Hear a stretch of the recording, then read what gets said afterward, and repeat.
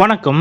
Spain நாட்டிற்கு சென்ற முதலமைச்சர் மு.க.ஸ்டாலின் அவர்களுக்கு உற்சாகமான வரவேற்பு கொடுத்த ஸ்பெயின் நாட்டு அரசு. முதலமைச்சர் மு.க.ஸ்டாலின் அவர்களுக்கு கொடுக்கப்பட்ட வரவேற்பை வியந்து பார்த்த ஸ்பெயின் நாட்டு மக்கள்.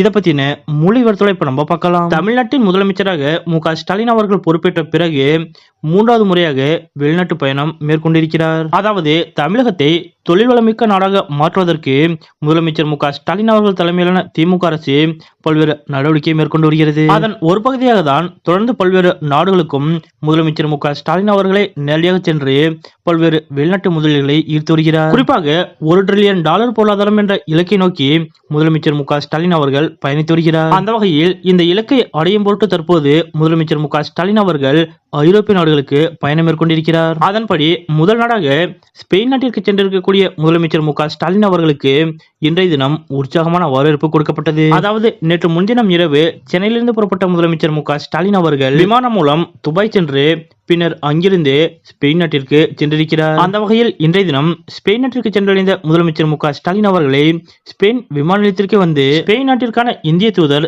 தினேஷ் பட்நாயக் அவர்கள் முதலமைச்சர் மு.க.ஸ்டாலின் அவர்களுக்கு சிறப்பான வரவேற்பு கொடுத்தார். அதேபோல் ஸ்பெயின் நாட்டின் அரசு சார்பாக சில முக்கியமான அதிகாரிகளும் முதலமைச்சர் மு.க.ஸ்டாலின் அவர்களை வரவேற்றனர். முதலமைச்சர் மு.க.ஸ்டாலின் அவர்களுக்கு ஸ்பெயின் நாட்டில் கொடுக்கப்பட்ட இந்த சிறப்பான வரவேற்பை அங்கிருந்த ஸ்பெயின் நாட்டு மக்கள் ஆச்சரியமாக பார்த்தனர். மேலும் அங்கிருந்த ஸ்பெயின் நாட்டு பொதுமக்கள் பலரும் முதலமைச்சர் மு.க.ஸ்டாலின் அவர்களை தங்களது செல்போன்களில் வீடியோவாக எடுத்தனர். ஸ்பெயின் நாட்டிலும் முதலமைச்சர் மு.க.ஸ்டாலின் அவர்களை மக்கள் பலரும் அறிந்திருப்பது ஆச்சரியத்தை ஏற்படுத்தியுள்ளது. இதற்கிடையே இன்றைய தினம் கோட் சூட் அணிந்து கொண்டு ஸ்டாலினும் அமைச்சர் டி.ஆர்.பி. ராஜாவும் காட்சியளித்தனர்.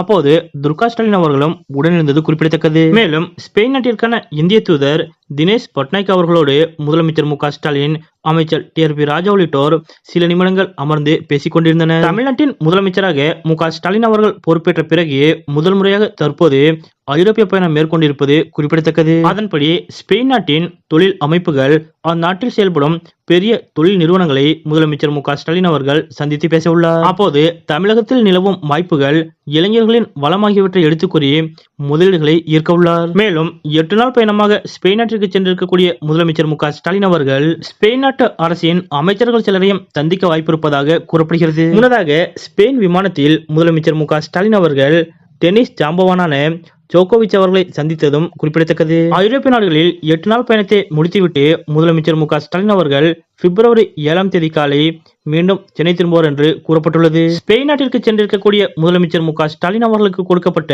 இந்த உற்சாகமான வரவேற்பு பற்றியும், ஸ்பெயின் நாட்டிலும் பொதுமக்கள் பலரும் முதலமைச்சர் மு.க.ஸ்டாலின் அவர்களை அறிந்து வைத்திருக்கக்கூடிய இந்த நிகழ்வு பற்றியும் உங்களுடைய கருத்துக்கள் என்ன அப்படிங்கறத மறக்காம கமெண்ட்ல குறிப்பிடுங்க.